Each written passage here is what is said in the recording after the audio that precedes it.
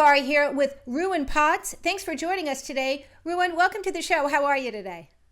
I'm very well. Thanks for having me, Susan. So, Ruan, take us through a typical day of training for you.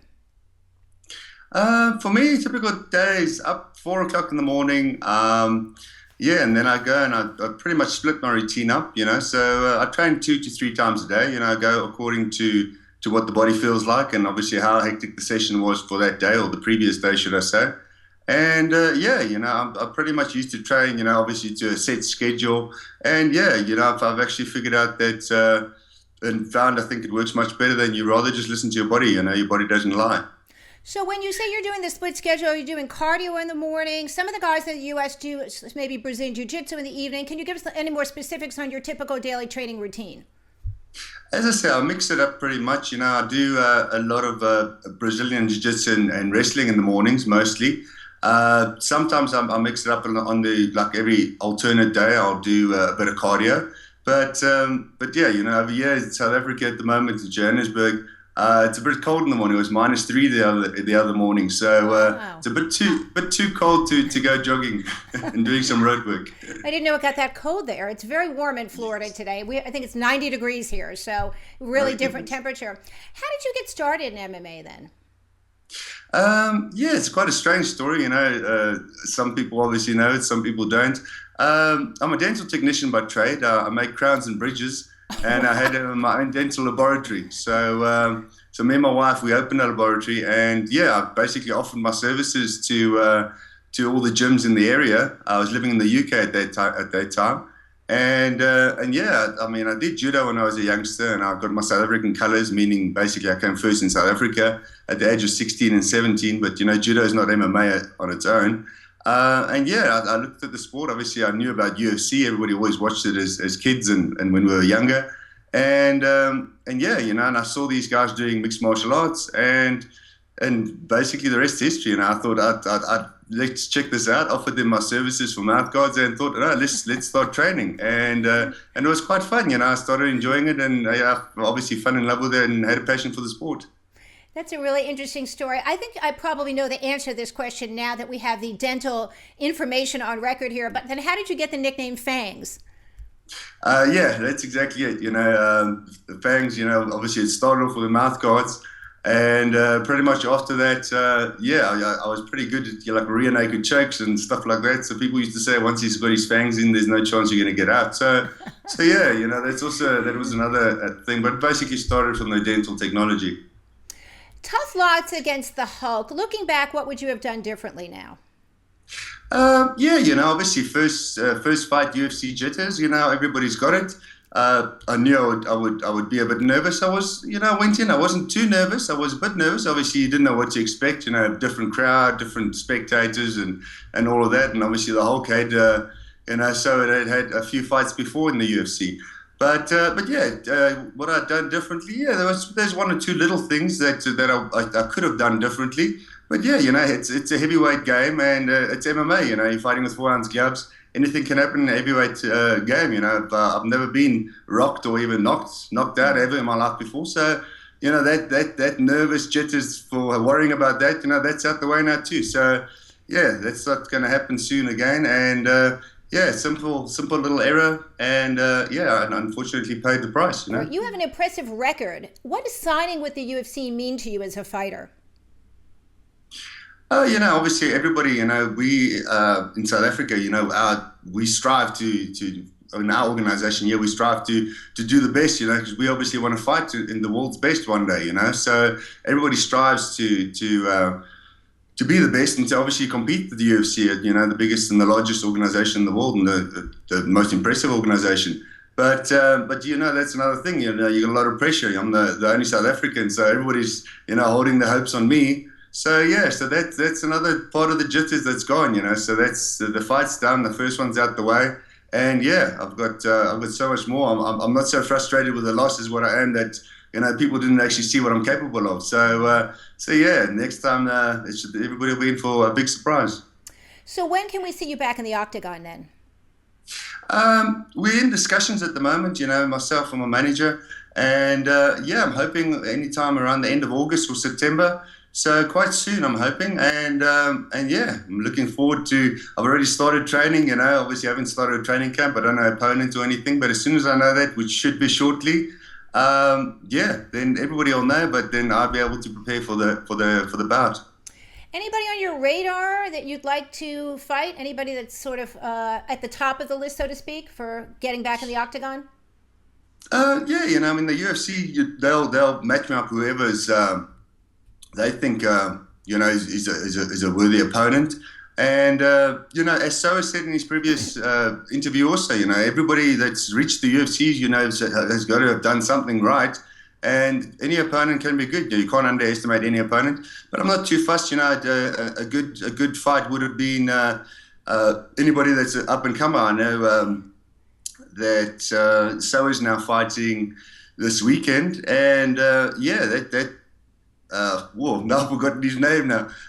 Josh Rochard, I think it is, if I'm correct. And that would have been also a good opponent for me. He's also, I think he's had 2 fights in the UFC, and also, a new guy. So, but anyway, in all honesty, I'm easy. I'm not too fussed about an opponent. End of the day, I love the sport. I love the passion that I have for the sport. And at the end of the day, all I'm wanting to do is go out, train, and you prepare for any fight. So opponent doesn't really matter. You prepare for that opponent as the time comes. So I'm ready. This question comes from Twitter from MMA Fight Fans. He wants to know, is there a vast difference between the quality of the fighters in the UFC and the EFC, in your opinion? There'll always be a difference. I mean, UFC has been around just about forever, So, whereas in South Africa, MMA has only really been big on a large scale. I'd say probably for the last 4.5 years. So, most definitely, the guys are training hard. We're actually training. I'd say probably we try training harder because we've got a point to prove to try getting to the UFC. But in all honesty, our guys are training hard. I've trained with the guys overseas. I've trained with the guys here in South Africa, and in all honesty, we're trying our best. All our athletes are up and coming, and with every single event that's held, every single every single athlete's actually doing much better, so to their previous bouts. So yeah, we're moving up, we're moving up really rapidly, and I think there's a few names in South Africa that people must keep their eyes on, and I think there's some up and coming youngsters, especially, that's most definitely going to reach the UFC one day. Can you share any of those names with us, since you are what I would call an MMA pioneer from your country, then? Yeah, I mean, you've got a youngster, Don Madge. He's up and coming. You've got Leon Maynard. He's up and coming, and tough as nails. And yeah, you've got a guy called Soldier Boy, Gareth McClellan. Also, he had the belt, lost the belt, won the belt back, and he's also phenomenal opponent. And in all honesty, as I said, they're moving up the ranks, they're moving up quite rapidly, and yeah, there's definitely guys to look out for. I think there's a few youngsters that are really, really young. They're 21, and the talent they've managed to attain in such a short period of time is unbelievable. So yeah, I reckon with 2 years more experience, I could see a lot of the guys going through, possibly, maybe even sooner, but hopefully for them, maybe sooner, into the UFC. So some good guys. Do you feel like an MMA pioneer being the first South African to make it into the UFC? Yeah, as I said, it's an honor to fight for the UFC. Being a pioneer, there's a lot of big names that's been in the sport for quite a few years. Like people that have started many, many years before I even started. But, they obviously didn't make it there in time, and should I say to the level that they needed to reach the UFC. So, yeah, I mean, it's an honor for me to be the ambassador for so to speak, the ambassador for the country. But there's a lot of pressure that comes with that. Everybody's, hopes are up high. If I do well, then there's a possibility that others will come through and I'll open the door for them, So that's why I always try my best, because I know that we have got the talent, and unfortunately I didn't do too well my last one, so it's not great, for the guys watching me. But yeah, I'll definitely, fix up my mistakes, and I'll definitely open that door for them. What do you like to do in your free time then? Free time, I work during the day too. I've got a full-time job, but I've got a pretty good position I've been given a lot of time off, all the time that's needed actually for training and stuff, but every single spare moment I can, I'll spend with my wife and kid. That they the joy of my life, and that's what I live for, and that's what I do the sport for. My friends, family, and my parents and my brother and everybody. That's what I live for. Family's key. So yeah, every spare moment I can get is with my wife and kid. So. And have you ever given any thought to moving to the United States? And if so, where might you move to? I have. I've had lots of people saying, "When are you moving to the United States?" Not even asking. So when are you moving? So in all honesty, at the moment, I've been training. I've done my training camps and stuff always in South Africa. I've trained in Vegas for a while, and then I've trained in the UK. Obviously, I lived there for 10 years. But at the moment, I wouldn't say at the moment. I think I've found a place I can call home in America, and I think that's pretty much Florida, and You're the team coming to my of state. it's You're coming to Florida, yay!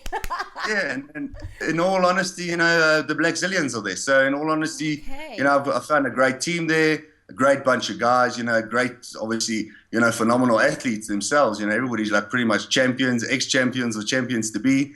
And as I said, nice guy. I felt very welcomed, by them. And that'll be my training camp. So I used to split the training camp and go all over the place. And I think it's much better. You get out of you can focus on the fight and do what you want. And that's pretty much what I'm going to do for my next fight. I'm going to come over there and do my full training camp and go straight into the fight. And then you're away from all the hustle and bustle and all the other things that pretty much distract you, doing a fight when you're overseas, and you've got to worry about where you're going to train and where you're going now and when are you going to go overseas. So in all honesty, I think that's what I can call home at the moment, and that's what's going to be my training camp in future. So then I look forward to seeing you in Florida. You'll have to promise me an interview when you come back down here. We'll have to meet up for a coffee. Okay. Anything else you'd like to add today, sir? No, obviously, just I thank obviously you guys for the interview, but I thank for the American fans and everybody else. I'm getting more fans. Win or lose, it's MMA. You come back stronger, and I've proved that in the past. And I just want to thank everybody for their hospitality in the UFC, and everybody for obviously giving me the opportunity. And obviously my friends, family, and most importantly, without our fans, we can't do anything. So thanks to my fans out there. And my sponsors, my sponsors also have been with me through thick and thin. And if I could give a mention to my sponsors, it's Rex, Stiff and Gearbox, REG, Mr. Shelf, and USN. It's they're great guys, and at the end of the day, they've brought me to pretty much where I am today. And as I said, they've stuck with me through thick and thin. Ruan Potts, thank you for your time today. I look forward to seeing you back at the Octagon very soon. I want to remind you that you can subscribe to my YouTube channel below and also see this interview at MMAFightFans.com. I'm Susan Cingari, and remember, every fighter has a story. Thanks for joining us.